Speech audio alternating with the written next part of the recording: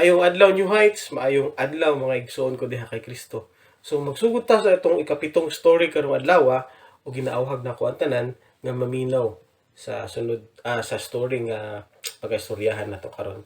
Ang title ani ang piniling sulugoon. Mitawag ang Ginoo og isa pa ka propeta. Ang pangalan niya kay Isaias. Giingon niya kay Isaias, mauni ang akong piniling sulugoon ug nalipay ako kaniya. Ihatag nako sa iya ang akong espiritu ug maghatag siya justisya sa tanang mga nasod. Ang giingon sa Ginoo sa iyang piniling sulugoon, tagaan ta ka og kusog. Ipadala ta ka para mahimo kang suga ug kahayag para ang tanang nasod mubalik kanako. Ang piniling sulugoon ang maghatag og kagawasan sa tanang mga naulipon sa sala sa kangitngit. Mahimo siyang madaugon ug tanang mga tao makaila sa iyaha. Apan ang mga tao matingala kay ang iyang hulagway naguba ug dili mailhan ka tao. Ang tanan mga nasod ug gingharian mahibulong ug matingala kay makita nila ang mga butang nga wala sa ila gipahibalo ug ang wala nila madunggan ilang masabtan. Ang pinili na sulugoon kay sama sa usa ka ugat nga naa sa uga nga yuta ug wala siya'y kaanyag o kanindot para kita muduol sa iyaha. Gidaog-daog siya, gisalikway ug gipatay. Nasamran siya tungod sa atong mga sala. Gikulata siya tungod sa atong mga daotang nabuhat. Kita tanan usa ka karnerong nasaag nga gustong musunod sa iyang kaugalingon. Pero gidawat niya tanan silot nga dapat natong maagian. Para kitang tanan makadawat og kapasayloan. Ang piniling sulugoon susama sa usa ka karnero nga gidala sa ihawan. Sa kahilom gidawat niya ang tanan.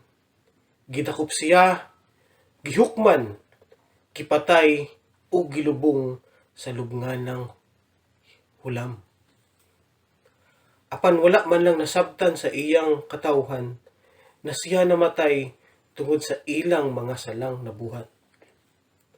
Tungod sa iyang kalisod, tanan kalisod nga giagian ang daghang mga tao na himong matarong. Tungod ani, kitagaan siya og pasidungog sa Ginoo kay andam siyang mudawat ug kasakit para sa kadaghanan. So igsuon sa kini nga storya, makita nato diri nga ipakita sa Ginoo iyang plano sa iyang creation para mapasaylo ang ilang mga sala. Sa panahon pa lang ni Propeta Isaiah, actually dugay na kayo ni nga gipropesiya nga naay ipadala ang Ginoo nga sulugoon nga magtanggal sa mga sala sa kalibutan. Gipropesiya kini dili lang kapasayloan sa iyang mga sariling iyang sariling mga nasod, pero sa tibuok nasod sa kalibutan.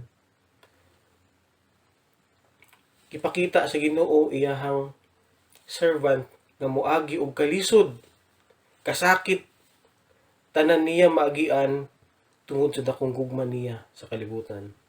Og igsuon makita nato nga ang Ginoo naghatag og paglaom sa tibuok tao, sa tibuok creation niya. Siya mismo ang nag-initiate para mapasaylo ang sala sa kalibutan. Though dili ta worthy, but through this servant nahimo tang worthy sa mata sa Ginoo.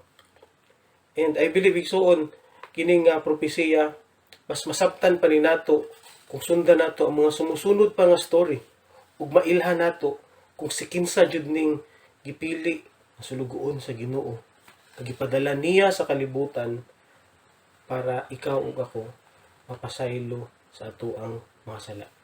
Ginawag na ko ang tanan igsuon nga maminaw sa sunod nga story. Story number 8 nga i-present ni Pastor Mike Camorong. And have a nice day. Thank you and God bless.